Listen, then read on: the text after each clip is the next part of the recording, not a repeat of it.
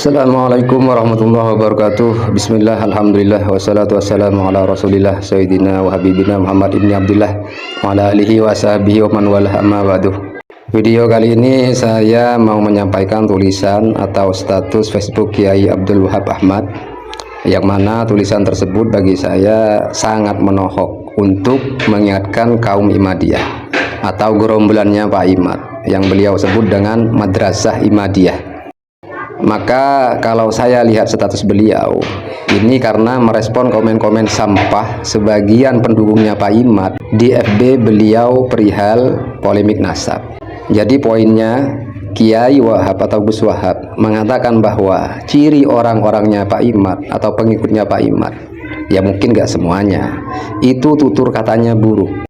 Kemudian suudon pada siapa saja yang gak sependapat dengan pendapatnya Pak Imad dan gerombolannya. Apalagi sikap mereka, sikap Pak Imad dan kelompoknya kepada kalangan habaib sudah gak karuan, sangat buruk.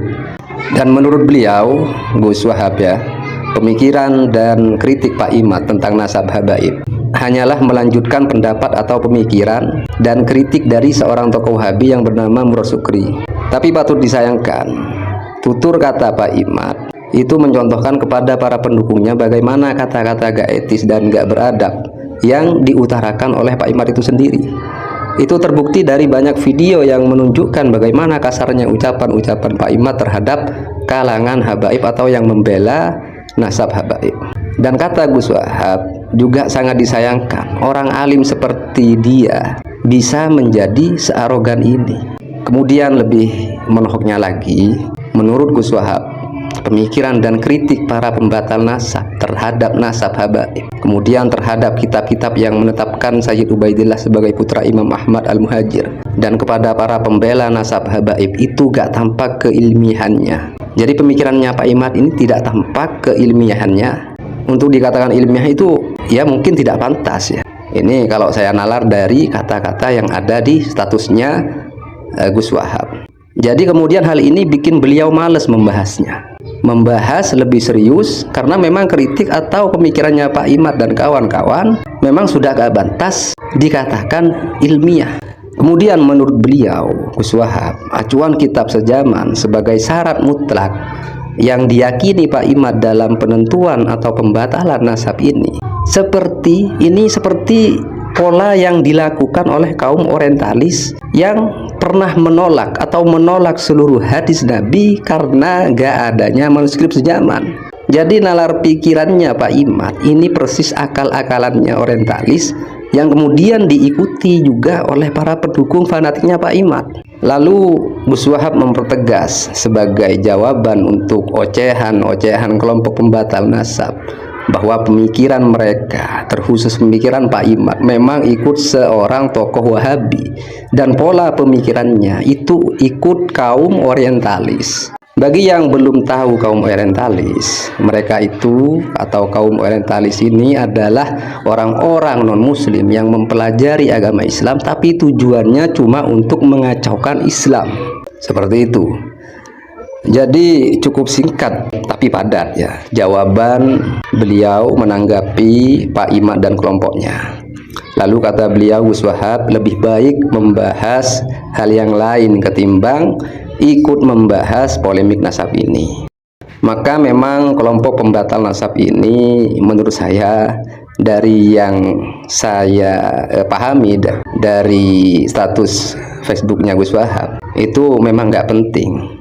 Dan menurut saya sekelas Gus Wahab memang nggak perlu menanggapi dengan sampai serius, sampai misalnya mengeluarkan hujah-hujah ilmiah kalau cuma membantah pemikiran atau pola pikir dari Pak Imad. Ya termasuk kelompoknya sudah, Pak Imad dan kelompoknya. Ya mau dibantah dengan serius bagaimana? Pendapat dan pemikiran dari Pak Imad dan kelompoknya itu modelannya kayak gitu. Kalau gak mirip Wahabi, ya mirip orientalis. Seperti itu kan. Cuma kadang heran, kelompok pembatal nasab ini pemikirannya udah bermasalah, keputusannya bermasalah, tapi merasa paling benar sendiri. Yang lain dianggap salah semua. Apalagi orang-orang awam yang mendukung Pak Imad di komen-komen di Facebook, di YouTube, mereka so yes, padahal kadang ngaku awam. tapi dengan bedanya menyalahkan para ulama yang mengakui nasab habaib sahih bersambung kepada Rasulullah. Mereka begitu hanya gara-gara gak sesuai dengan pendapat mereka. Lalu bagi Pak Imad, semua referensi kitab yang gak mendukung pendapatnya selalu dicurigai, dianggap ada distorsi, gak objektif, atau bahkan palsu. Alasannya karena pentahkiknya dari kalangan sendiri, kalangan Ba'lawi ya. Kemudian alasannya juga ada hubungan emosional dengan kalangan habaib. Dan pokoknya alasan apapun yang penting dianggap gak valid dan gak bisa dijadikan hujjah. Lalu semua tokoh atau ulama yang gak sesuai dengan pendapatnya Pak Imad juga dituduh begitu. Mulai ulama seperti Ibnu Hajar Al-Haytami, ulama seperti An-Nabhani, Az-Zabidi dan lain-lain, maupun para ulama yang sekarang, semuanya dianggap tidak objektif, tidak berdasarkan dalil, cuma husnudzon dan cuma ikut-ikutan. Seperti itu pemikirannya Pak Imad ketika dibantah. Tapi semua kitab apapun yang mendukung pendapatnya langsung diterima dan dijadikan hujjah. Gak peduli siapapun yang mengarang, kapan diterbitkan, gak peduli. Bahkan referensi dari internet pun juga diambil kalau mendukung pendapatnya. Ibarat kebenaran, referensi dari internet itu dianggap kebenaran yang tidak bisa dibantah. Kemudian alasannya simpel. Menurut dia kebenaran itu bisa dari siapapun dan dari manapun itu berhak diambil, bisa diambil.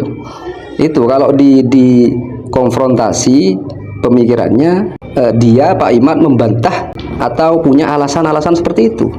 Begitu pula tokoh-tokoh yang sesuai dengan pendapatnya. Jadi tidak cuma referensi, tidak cuma dalil. Tokoh-tokoh yang sesuai dengan pendapatnya langsung diterima dan dijadikan hujjah. Gak peduli meski bukan dari kalangan Ahlus Sunnah wal Jamaah, bahkan meskipun kevalidannya belum tentu pasti, langsung diterima tanpa mikir. Namun ketika di kemudian hari ternyata tokoh yang dijadikan rujukannya itu menolak klaim fatwa tentang batalnya nasab habaib, tentang batalnya sadah Ba'lawi, maka dengan enteng dia menyatakan tidak salah karena merasa sudah benar mengutip dari beberapa situs internet. Dan seperti itu ketika dia salah mengutip, bukan salah mengutip, artinya mengutip informasi hoax tentang Mufti Yaman membatalkan nasab habaib, ternyata itu adalah hoax. Jadi itulah ilmiah yang selama ini Pak Imad dengungkan ya.